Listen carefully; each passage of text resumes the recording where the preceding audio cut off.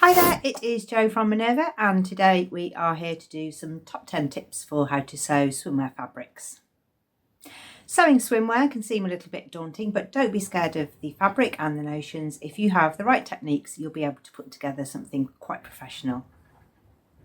The great thing about sewing your own activewear and swimwear is that you can make it fit.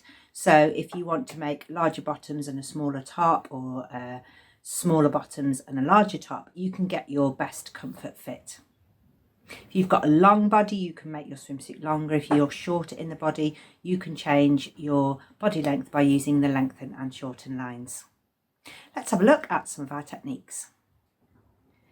Tip number one is to choose the right fabric for the pattern that you are making and the outcome of how you're going to wear the garment. So if you want something to wear actually as a swimsuit in chlorine water or in salt water, then you'll need a chlorine resistant fabric. You need the right stretch, so you'll have to have the correct stretch in the width and the length to get the sizing and the fit. But you can be a little bit more free and easy if you're making a loungewear swimsuit, a swimsuit you're just going to sunbathe in. You can choose something a little bit different. So check out our fabrics over at Minerva. I'm going to tag a few below so you can check those out. Talking of fabrics, number two is you might need to choose a lining fabric for your swimwear fabric. So you'll be needing to look for a mesh or a stretch lining, and you can't just line swimwear fabric with anything. They need to be compatible with each other, and you also need to observe the grain lines. So the same stretch as your fabric, you need to have the same stretch in your lining. So if you put the grain lines in opposite ways like this, you'll make a really firm fabric, which might work for you if you want to use it as a sort of support and control. If you put both grains together, you'll get a really stretchy fabric. And if you have the straight grain running straight along your body, you'll get a nice stretch across the width. So you need to find the direction of greatest stretch of your fabric and use that to match up your grain lines. Even though the fabric has four-way stretch, it's not equal stretch. So in the cross grain, there's a greater amount of stretch than in the length grain, and when you feel it, that feels stronger, a stronger stretch, more elastane, and that one feels like a looser stretch. So the width stretch needs to go across your body. It might be time to cut out your pattern pieces. I like to trace off pattern pieces for swimwear because they're quite small pieces. It doesn't take long just to trace them off, and then you might need to change those pieces. So if you cut out your pattern at one size, it's difficult to adjust then after you've tried it on. You might also find it easier to cut out activewear fabrics on a single layer so that it's not shifting around. If you fold activewear fabrics in half, sometimes they're a little bit slippy against each other and you won't get symmetrical shapes. So you might want to make your paper pattern pieces the whole piece. So say you've got a centre front, rather than cutting it on the fold, make a paper piece that is that whole shape, and then you can put that flat on the fabric. You can use a rotary cutter or sharp scissors, but either way, you'll need to cut quite slowly and carefully so that you don't stretch the fabric. It's good if you have it all on the table. If you're pinning your pattern pieces to your fabric, then it's a good idea to pin within the seam allowances. And remember, seam allowances are a lot smaller on lingerie and swimwear fabrics, typically 6mm.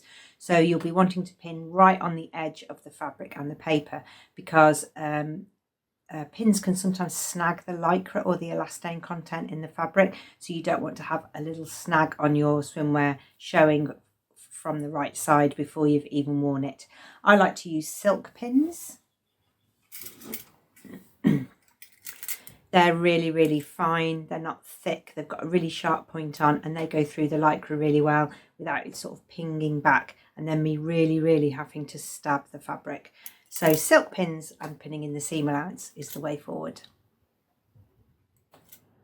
I can't stress to you enough how important it is to have the right needle when you're sewing activewear.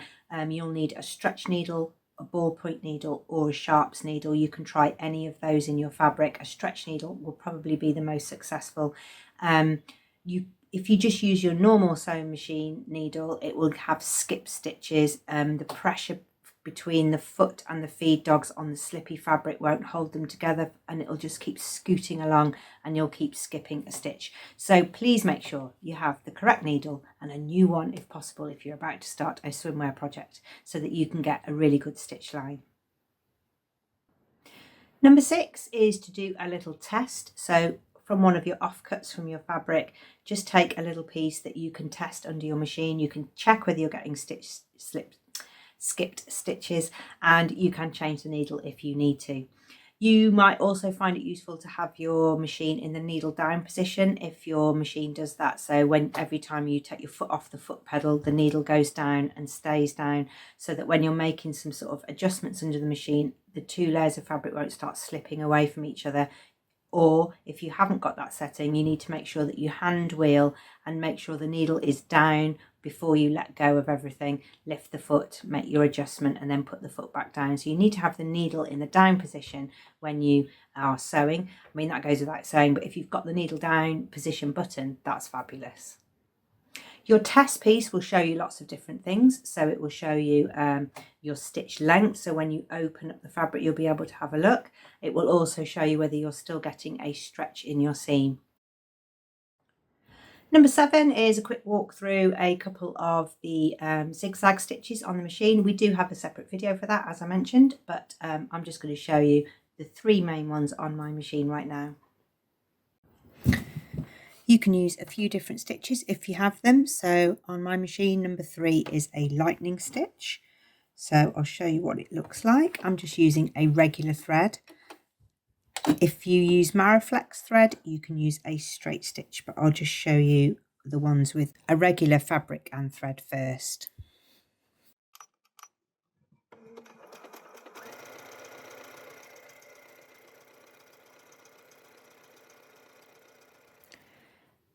So this is a lightning stitch. It's a really, really small zigzag, but the seam is still stretchy. You can get a really, really tight seam. It's on stitch length 2 and the zigzag is only 1. So you get a really good join in your fabrics. If you don't have that stitch, you could try a 3-step zigzag.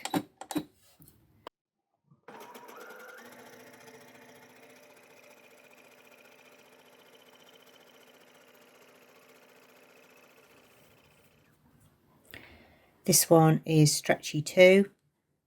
It's slightly harder to control because it's doing 3 stitches to the 1 point, 3 stitches to the next. So you can see I'm drifting a little bit there. It's really squeezing the fabric, and this is an absolute pig to unpick. So you need to be quite a confident sewer to use a 3-step zigzag. It does make a really nice finish on the outside of your garments if you're attaching elastic. If you don't have any of those stitches, you can use just your normal zigzag. If you have the opportunity to change your stitch widths and lengths individually, then you can put a zigzag as your seam and it will remain stretchy. So I'm going to have stitch length 3, but a really, really narrow stitch. This is what happens.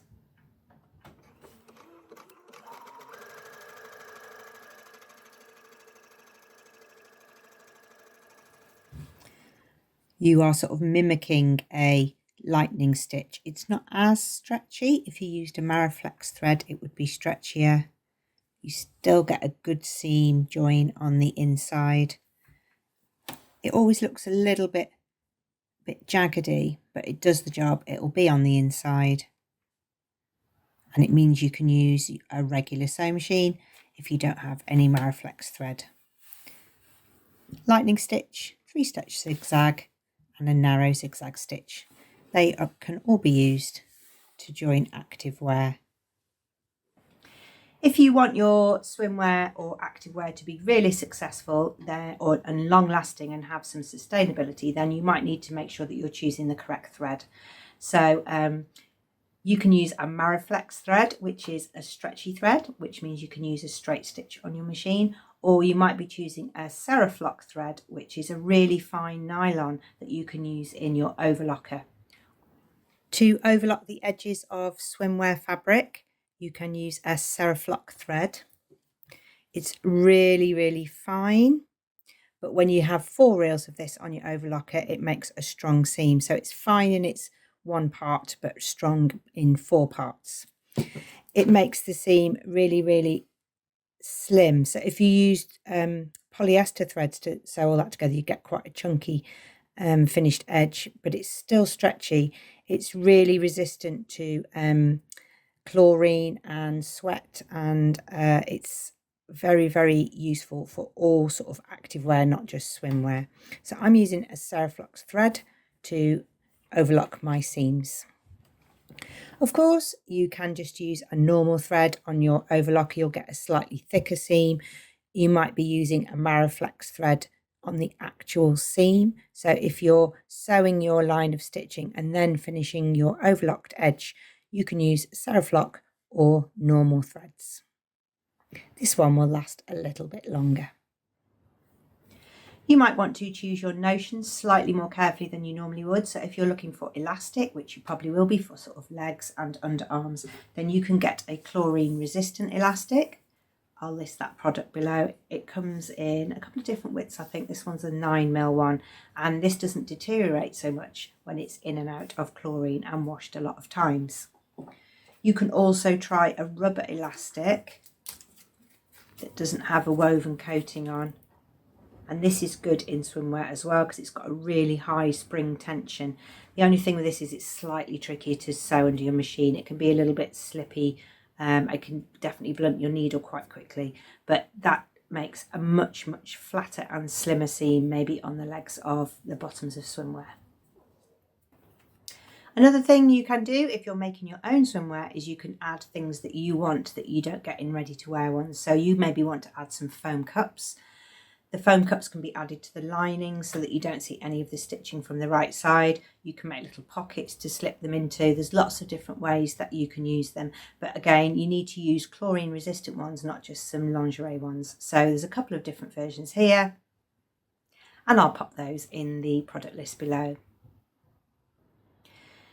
Sewing with swimwear fabric is a little bit of a step up for some people. Don't be scared of it. It's not as tricky as it sounds. You need a few techniques for applying elastic, and the rest of it is just sewing 2 seams together. The fabric doesn't fray. You know, you can use the Mariflex thread, which means that it's the whole of swimwear sewing now opens up to people who can't change the stitch length and width so much on their sewing machines. So it's a great time to get started. You can have a look at some of these patterns if you're interested. So this is the Cashmerette Ipswich pattern. This has different cup sizes for the different sizes, so you can really get a good fit on that one. Another curvy one you might like to look at is the Butterick 5795. This one has really nice shaping and opportunities to put some extra support inside. If you're looking for that traditional swimwear that you're actually using for exercise swimming, then you can look at this racerback one. This is by Jarly. This is Jarly 3134. A really popular pattern for sewing your own swimwear is the Coralie swimsuit and 2-piece, which is by Tilly and the Buttons. This comes in an inclusive size range 2, and we also have a sew along on this where Alex takes you through the Coralie swimsuit. If you're looking for something with more coverage, so maybe for sun protection, then you could try a rash suit. So this is McCall's 7417. You get the bottoms and you get a full length sleeve top, which might be useful if you're going to be out in the sun for long periods of time. Serena patterns are really, really beautiful. They are more for lounging in, I would say, but it depends what fabric you choose. So this one here is a real beautiful loungewear swimsuit. You can take a look at the other patterns in this range. If you like sewing from indie patterns, then the Faye swimsuit set by Closet Core Patterns features quite a large brief at the bottom and quite an unfuss-free top. But if you choose just the right fabric, you'll get a really nice set. If you're looking for a bikini, then you can check out the Lise Taylor bikini. I love this. It's a really pretty set. It's got the bikini style bottoms and the top, but you can also add a few little ruching details, little pleats that make it a really pretty set. I hope some of those patterns might be of interest to you, and do check out our fabrics as well. Well, I hope you have found today interesting. Do head over to Minerva for more inspirational makes from our Minerva makers, and if you create an account, you can share your makes too. Thank you very much for watching. See you again soon.